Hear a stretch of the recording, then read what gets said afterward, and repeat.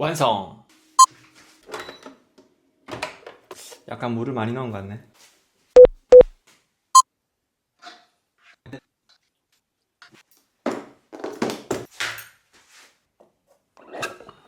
대박.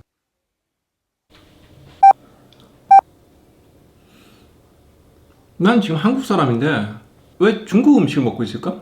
우리나라에는 왜 이렇게 중화 요리하는 중국집이 많을까? 이 짜장은 중국 건데 왜 이렇게 우리나라하고 친숙할까? 조선시대 때 김치는 물김치만 있었다고 그러는데 왜 지금 김치는 이렇게 매운 김치를 먹을까? 제가 던진 질문은 오늘 컨텐츠하고 관련이 있습니다. 이번에 그리스 요리에 대한 이야기를 할 겁니다. 저는 그리스 요리를 먹으면서 조금 뭔가 슬펐어요. 그 이유에 대해서 이야기하겠습니다. 네. 밥 먹고 왔습니다. 제가 먹방을 안 찍은 이유는 제가 음식을 그렇게 맛있게 먹지 않아요. 제가 왜 음식을 만드는 걸 보여드렸냐면요, 음식 속에 사실 그 나라의 역사나 그 나라의 모습이 다 보이거든요. 아까 제가 질문을 던졌었죠. 왜 김치는 매운 게 들어가고, 그리고 왜 나는 중국 사람이 아닌데 우리는 왜 중국 음식을 즐겨 먹을까? 왜 이렇게 우리나라는 중국 식당이 많을까? 거기에 대해서 한번 생각을 해보자는 거죠. 우리나라 김치가 왜 그렇게 매울까? 음식을 맵게 만들기 위해서는 고추가 들어갑니다. 고추라는 것은 조선시대에 존재하지 않았어요. 임진왜란 전까지는요. 임진왜란 후에 일본 사람들이 그걸 가져와요. 그럼 고추라는 건 일본 사람들은 어떻게 가지고 있었을까? 포르투갈 선교사가 일본에 가서 그걸 전파해줍니다. 그러면 유럽이란 곳은 고추가 있었을까? 그렇지 않았었어요. 유럽에는 고추가 없었는데요. 1492년 콜럼버스가 아메리칸 대륙으로 가고 난 후부터 고추가 유럽으로 전파되기 시작했습니다. 그리고 포르투갈 사람들은 브라질을 식민지로 가지고 있었죠. 그래서 브라질을 통해서 고추를 가질 수 있게 됐고, 그 고추는 일본으로 가게 됩니다. 일본에서 사람들이 고추를 썼었고 그게 우리나라로 전해지게 된 거죠. 그래서 임진왜란 그 이후부터 우리나라는 고추를 가지게 됐습니다. 이태리에서는요, 제가 보여드릴게요. 이 페페론치노라고 하는 거, 이것이 요리의 매운맛을 만드는데요.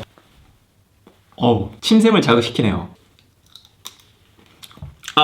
매워.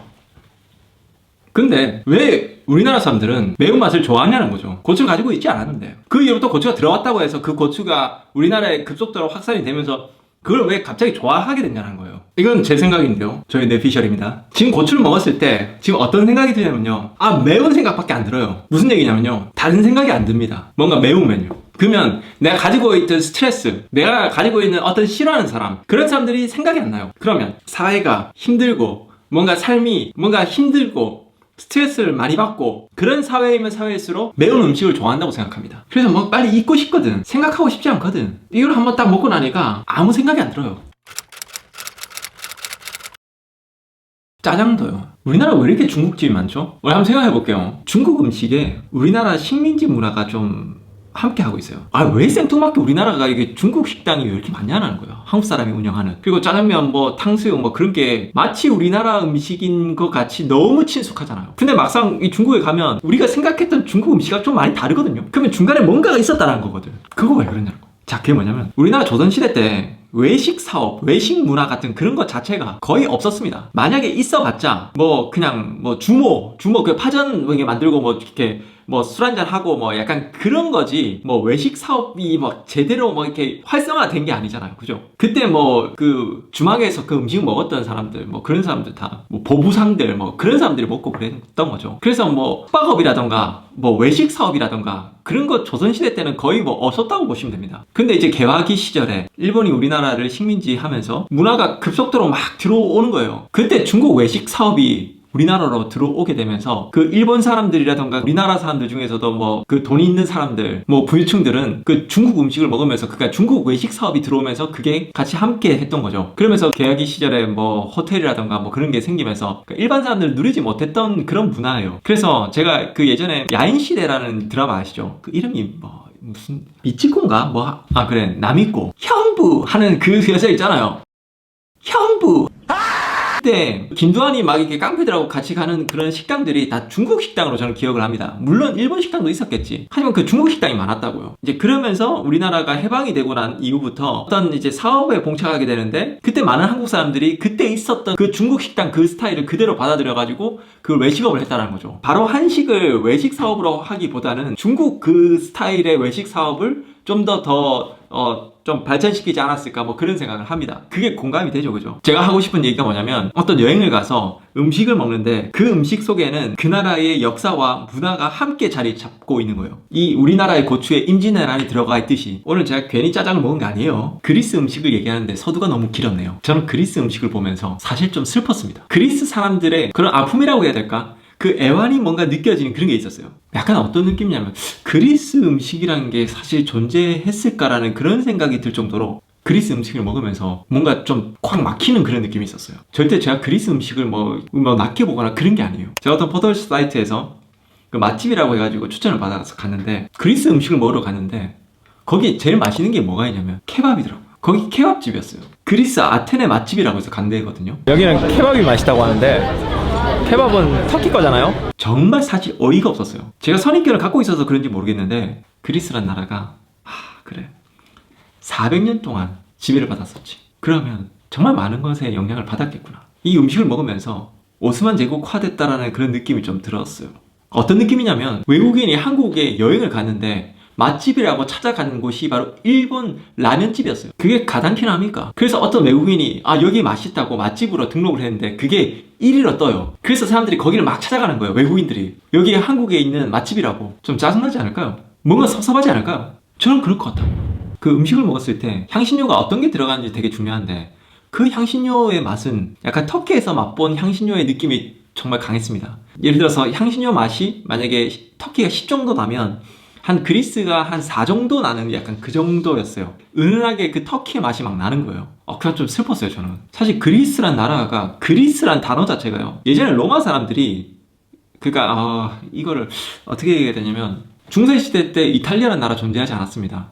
각자 그냥 도시 국가들로 돼 있었고, 민족적으로 불려진 거예요. 그 민족 사람들을. 그리스도 똑같습니다. 예전에 로마 시대 때, 로마 사람들이 그 아테네 사람들, 그 다음에 뭐 그 폴리스 그 도시국가 사람들 그 민족들을 다 그냥 그리스인이라고 이렇게 불렀던 거예요. 그게 나중에 1830년 되면서 그리스가 만들어지는데 그럼 그리스가 있기 전에는 뭐였냐면 오스만 제국의 지배 아래 있었고 지배하기 전에는 그러니까 비잔틴 제국으로서 있었던 거죠. 그럼 그 전에는 비잔틴 제국 전에는 폴리스라는 그냥 도시 국가 형태로 그냥 따로따로 스파르타면 스파르타, 아테네면 아테네, 뭐 고린도스는 고린 뭐 그런 식으로 따로따로 있었던 거죠. 어떤 느낌이냐면 뭔가 그리스 음식 뭐예요? 라고 했을 때 그리스 음식의 특징은 이겁니다 라고 얘기할 수 있는 게 잘 없었다는 거죠. 저는 그게 좀 아쉬웠습니다. 나만 그렇게 느꼈는지 모르겠는데 그 왜 아쉬움이 더 컸냐면 그리스에 대한 기대와 그리스 음식에 대한 기대가 엄청 컸기 때문에 그런 게 있었던 거예요. 그리스를 너무 사랑하기 때문에. 유럽에 뭐 사람들이 이렇게 있을 때 프랑스 사람들이 기가 세고 자존심 세고 막 그래요. 이태리 사람 앞에서는 기가 죽습니다. 이탈리아라는 나라는 어떤 오리지널을 갖고 있거든요. 로마라는 오리지널. 근데 이태리 사람들은 그리스 사람들 앞에서 기를 못 펴요. 왜냐면 로마는 그리스를 카피했거든요. 그렇기 때문에 더 오리지널은 그리스입니다. 그래서 제가 그리스 사람들을 만났을 때 그리스 사람들한테 서비스를 받았을 때 그냥 자부심이 엄청 나가지고 되게 조금 거만할 수도 있겠다는 생각도 했었어요. 사실 너무 좋은 문화를 갖고 있으니까. 근데 그리스 사람들 너무 친절했어요. 어떻게 그렇게 친절할 수가 있을까? 어떻게 그렇게 착할 수가 있을까? 어떻게 저렇게 순수할 수 있을까? 막 그런 생각이 들었는데 여기 직원분들 진짜 친절하네요. 친절을 받았을 때 얼마나 행복한지 참 느끼게 해줍니다. 약간 그런 거 있잖아요. 내가 그렇게 동경하고 내가 그렇게 좋아하는 그리스 사람들이 그러니까 친절한 건 좋은 거예요. 너무 감사한 일인데 좀 거만해도 될 것 같은데 약간 그런 생각. 그러니까 제가 사실 이태리에 있으면서 이태리 사람들 나름 좀 거만한 게 있어요. 프랑스 사람들 만났을 때도 약간 자기들이 잘난 것 같은 약간 조금 그런 게 있어요. 그래서 가끔씩은 좀 짜증나기도 하고 밥맛 없기도 해요. 다 그런 건 아니에요, 사람들. 우리 처갓집은 그렇지 않습니다. 그리고 또 아쉬운 부분이 뭐냐면 커피를 에스프레소를 몇 번 마셔봤는데 에스프레소를 마시면 딱 느낌이 와요. 뭐냐면 이 콩이 좀 오래됐구나. 이 커피 콩의 어떤 품질이 그렇게 좋은 건 아니구나 라는 그런 생각이 좀 들어요. 제가 그리스에서 커피를 좀 한 여러 번 마셔봤는데 저를 감동시키는 커피는 단 한 번도 찾아볼 수 없었습니다. 에스프레소를 마셨을 때. 여기가 경제가 그렇게 좋지 않아서 좋은 콩이 들어오지 못한다라는 그런 의미도 될 수 있고요. 커피의 소비량이 좋지 않아서 그게 회전율이 별로 좋지가 않으니까 그 커피콩이 신선하지 않은 거예요. 그러면 맛있을 수가 없거든요. 그것도 너무 가슴이 아프더라고 사실은. 그 그릭 커피라고 그걸 마셔봤는데 그릭 커피를 마셔보면서 제가 딱 느낀 게 뭐냐면 이게 그릭 커피예요. 맛이 터키 커피 같다. 찌꺼기 보이세요? 저는 그렇게 느꼈어요. 근데 메뉴 중에서 제가 조금 못 마셔봐서 좀 아쉬운 게 있었어요. 두 가지입니다. 그 에스프레소 프레도인가? 뭐 하여튼 그런 게 있었어요. 그러니까 에스프레소에다가 얼음을 넣어가지고 그렇게 냉커피처럼 타주는 거예요. 그거 못 마셔봤어요. 그 다음에 아이스 카푸치노가 있었습니다. 그거 못 마셔봤어요. 왜냐면 저는 그리스 커피하고 그러니까 에스프레소에 더 집중을 했었거든요, 사실. 그 메뉴를 보면서 아, 여기 여름에 진짜 더운갑다. 진짜 미친듯이 더운갑다. 그런 생각 했었어요. 제가 여름에 안 가봐서 모르겠지만 아마 많이 더울 것 같다는 생각이 들어요. 왜냐면 그 메뉴가 나오려면 진짜 더워야 되거든요. 아이스 카푸치노가 그리스의 전통차가 될 수는 없어요. 저는 그렇게 생각해요. 우리나라에 와서 어떤 외국인이 한국은 아이스 아메리카노가 되게 한국적인 어떤 음료예요. 그런 얘기하면 절대 아니라고. 우리나라 쌍화차 좋은 차들 많잖아요. 뭐 우리나라에 또 좋은 녹차, 보성 녹차나 그런 걸 얘기하는 게 맞는 거지. 아이스 아메리카노가 우리 거라고 얘기하는 거는 나는 싫어요, 사실은. 그릭 커피는 그리스 차가 될 수 있겠지만 아이스 카푸치노는 아니 얼음을 사용한 게 얼마나 됐다고. 그 전기가 들어오면서 냉동고가 대중화가 돼야 되는데 정말 최근이죠. 전통이라고 하기는 좀 어렵지 않을까 그런 생각하고요. 그리스 음식점 중에서 저를 진짜 감동시켰던 그 식당은 메테오라, 거기서 먹었던 식당이었어요. 제가 감히 얘기할 수 있습니다. 이탈리아는 그리스의 소세지를 따라갈 수 없어요. 이건 대박이에요.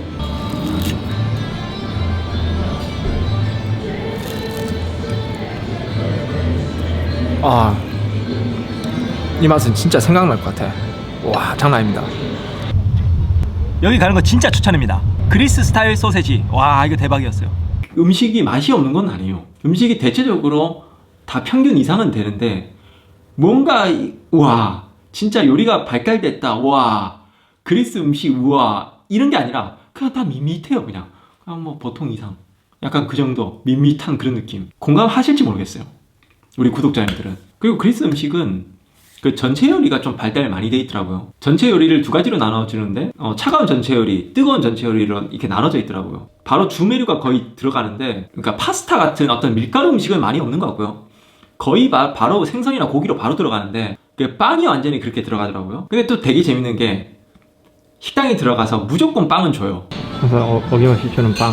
근데 그 빵은 무조건 0.5유로나 1유로를 내야 됩니다. 그 식당에 들어가서 그 빵을 안 주는 곳을 제가 본 적이 없고요. 시키지 않았는데 주는 빵. 그 빵의 가격을 안 매긴 곳을 본 적이 없어요. 그러니까 빵은 무조건 주는데 그 빵은 돈을 내야 된다. 이게 참 좀 희한하게 돼 있더라고요. 그래서 한국 사람들은 빵 별로 안 좋아하잖아요, 사실. 그러면 처음부터 그냥 빵 주지 말라고 얘기를 하는 게 좀 좋고요.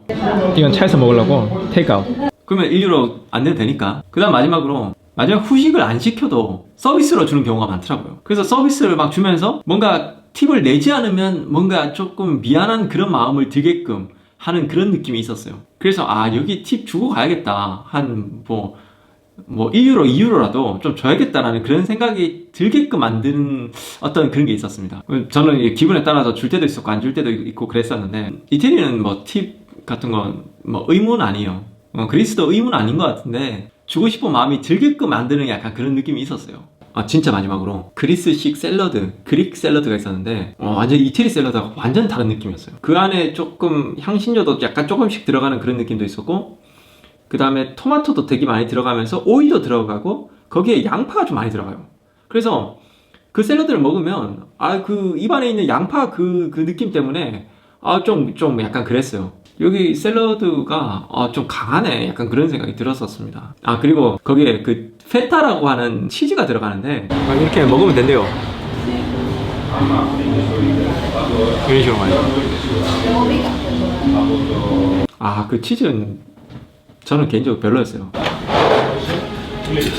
그래서 개인적으로 그리스식 샐러드보다는 그냥 토마토 샐러드 같은 약간 그런 거를, 다른 스타일의 샐러드를 많이 먹었었습니다. 네, 여기까지 할게요. 그리스 여행하면서 느꼈던 요리, 그리고 그 요리를 통해서 어떤 역사라든가 그들의 문화까지도 확인할 수 있는 그것에 대해서 한번 얘기를 해봤는데요. 여행 유튜버로서 이런 얘기들을 소소히 할 수 있는 그런 컨텐츠를 계속 만들려고 합니다. 2020년도에는 약간 좀 더 전문화되고 좀 더 내피셜적인 그런 이야기를 할 수 있는 세바 채널이 되도록 노력하겠습니다. 지금까지 봐주셔서 감사하고요.